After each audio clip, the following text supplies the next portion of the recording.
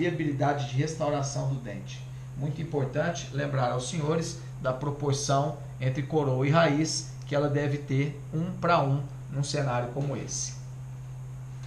Outra condição que indica a exodontia são os processos em que o paciente tem doença periodontal grave, como por exemplo esse caso que vocês podem observar aqui. Essa paciente tinha todos os 32 dentes na boca, mas um processo de gengivite crônica levou a uma perda, da inserção óssea, um aumento, uma hiperplasia gengival importante que chegou a causar inclusive cobertura da maioria das coroas dos dentes. Então, quando as alterações periodontais comprometem fortemente a estrutura de sustentação dos dentes, levando o dente a ter mobilidade de grau 1, acima de grau 1, né, mobilidade de grau 2 e grau 3, geralmente esse dente é indicado a sua extração. Obviamente que a análise da sondagem do periodonto, do grau de mobilidade, do comprometimento ou não da furca, trauma de oclusão pode levar à indicação ou ainda tentativa de manutenção de um dente na cavidade oral. Mas quando a doença periodontal ela é crônica e ela leva a quadros graves de reabsorção óssea, normalmente os nossos recursos são muito pobres no sentido de conseguir reverter um cenário de reabsorção óssea extensa. A especialidade ortodontia, ela também costuma trazer indicações de exodontia, principalmente para a otimização de espaço no rebordo alveolar, seja para movimentações dentárias, seja para liberação de dentes inclusos, ou ainda quando o paciente tem dentes inclusos. Os dentes podem ser solicitados a sua extração para, por exemplo, otimizar uma cirurgia ortognática previamente. Quando os pacientes ficam um certo tempo, uma certa temporada com dentes ausentes, principalmente se antagonistas, podem acontecer deslocamentos dentários no rebordo alveolar. Esses deslocamentos dentários podem levar a uma corrupção ou pode acontecer um impacto muito grande a partir do deslocamento dentário e os dentes inferiores começarem a tocar fortemente o rebordo superior, ou ainda eliminar ou diminuir bastante a possibilidade do espaço protético para a colocação de coroas. Então, nesse sentido, quando os dentes estão fora de oclusão, muitas vezes nós precisamos tirar dentes para poder otimizar uma reabilitação oral. Mais uma vez, esses cenários devem ser analisados caso a caso. Vão-se os anéis, ficam-se os dedos. Muitas vezes, né, principalmente agora, com o advento da implantodontia, cada vez mais o cirurgião dentista lança mão de exodontia de dentes que não têm antagonistas ou que são deslocados pela ausência aumentada de dentes para poder encontrar uma plena reabilitação oral.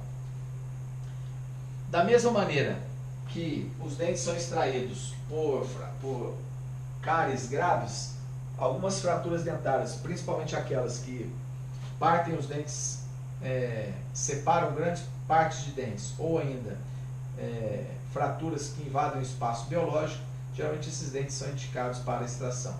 Aqui vocês observam um caso de uma paciente que tinha uma restauração antiga feita de amálgama.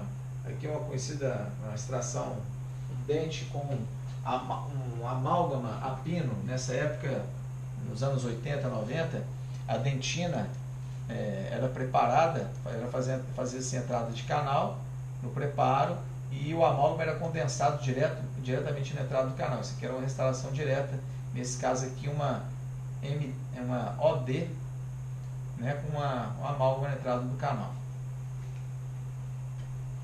Outra indicação de exodontia: assim como os dentes podem ficar fora de oclusão, nós indicamos extração de dente por motivos pré-protéticos também, especialmente os dentes inclusos, que podem interferir na estabilidade de próteses chapeáveis ou ainda na instalação de implantes, como no caso aqui desse paciente que tem indicação de colocar implantes na cavidade oral, na região anterior-inferior, mas a presença de um canino incluso, retido, pode e, na verdade, impede a instalação de implantes nesta região. O dente incluso e dente supranumerário também é um dente que é indicado a exodontia, principalmente se você for um cirurgião dentista que quer trabalhar com prevenção de problemas. Os dentes têm três funções para... a gente tem dentes por três motivos. Nós temos dentes para mastigar, nós temos dentes para sorrir, e os dentes acabam executando um arcabouço na cavidade oral que ajuda na ressonância da voz. Se os dentes não executam nenhuma dessas três funções, o dente, na verdade, está na cavidade oral apenas para trazer transtornos clínicos. Então você pode evitar esses transtornos clínicos indicando a sua exodontia precocemente, ou você vai indicar à medida que esses dentes vão causando transtornos. Essa radiografia, por exemplo, mostra um raio-x de um paciente que tinha mais de 10 dentes inclusos, esparramados pelos dois arcos da cavidade oral, e esses dentes foram tratados com exodontia. Isso na época que eu trabalhava na Policlínica Getúlio Vargas e que os professores atualmente executam este mesmo trabalho como forma de prevenção de problemas na região. Também na cavidade oral, os processos patológicos de cárie, doença periodontal, que podem ter envolvimento pulpar, podem levar ao desenvolvimento de cistos na cavidade oral, ou ainda o desenvolvimento dentário ou outras patologias podem surgir na mandíbula e na maxila, e o seu desenvolvimento clínico podem levar ao comprometimento da estrutura de sustentação dos dentes. Então, lesões patológicas como essa lesão cística que você observa no corpo mandibular do lado esquerdo, na região do 38 e 37, uma lesão patológica que envolva os dentes próximos ou ainda que comprometa fortemente a sua estrutura de sustentação, esses dentes são indicados para a exodontia juntamente com o tratamento da patologia base durante a sua exérese. Também muito importante essa etapa, que é a indicação de exodontia para pacientes que vão fazer radioterapia. Existem três métodos clássicos. Esse que vocês estão observando aqui é um carcinoma de língua. O câncer da boca é um tumor muito frequente no nosso meio, e os pacientes que vão fazer tratamento para câncer, eles encontram três possibilidades de terapêutica: cirurgia, que você remove toda a lesão junto com uma margem de segurança, que nesse caso aqui envolveria todo o assoalho bucal do paciente, ou quimioterapia, que é um processo químico que inibe a proliferação celular, e o tratamento radioterápico, que muitas vezes pode ter o mesmo efeito você pode ter o mesmo efeito com a radioterapia, você pode ter o mesmo resultado dos procedimentos cirúrgicos, só que você preserva os órgãos.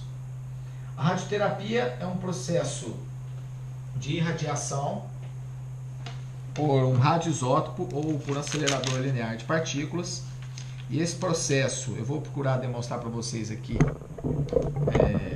na caneta. Acho que vai ficar mais fácil o entendimento. Vamos imaginar aqui a língua do paciente e um tumor no bordo de língua. A radioterapia, ele procura eliminar esse tumor através de uma irradiação ionizante, que é uma irradiação que ele vai bombardear por vários focos, geralmente externos, esta lesão. O câncer é um grupo de células que começa a multiplicar, e mesmo que você remova o estímulo, ele continua crescendo.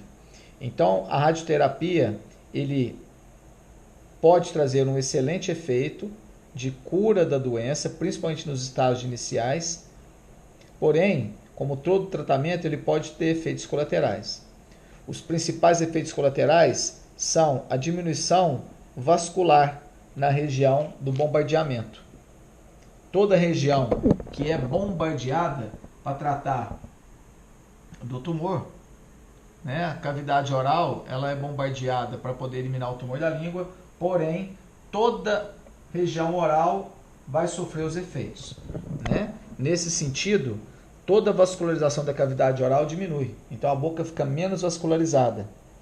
Outro efeito importante, se a boca fica menos vascularizada, o reparo tecidual fica mais lento na gengiva e no osso. Outra alteração importante é a diminuição de células regenerativas, como osteócitos, como fibrócitos, como células do reparo tecidual. Diminuição da vascularização, diminuição das células regenerativas e um efeito que é devastador é a diminuição do fluxo salivar. As glândulas salivares são muito radiosensíveis e o bombardeamento das glândulas salivares diminui o fluxo salivar. O fluxo salivar é importante porque as principais doenças da boca dependem do dente, depende da dieta e depende de bactéria, do micro-organismo. Dente mais dieta mais bactéria pode levar a cárie e a doença periodontal. Todo esse sistema é controlado pela saliva. A saliva mantém o pH da boca neutro, em torno de 7. Então, o que acontece? Se a saliva do paciente diminui assustadoramente, o que acontece? As bactérias da cavidade oral vão encontrar um meio mais ácido e vão encontrar um meio mais propício para o crescimento bacteriano e vão atacar os dentes com maior ferocidade, podendo causar a cárie que a gente chama de cárie de radiação, que é uma cárie específica que acontece na boca com destruição de todas as superfícies do dente, principalmente superfícies lisas. A cárie geralmente ela ataca fósforos e cicatrículas e regiões de difícil acesso. O paciente que tem cárie de radiação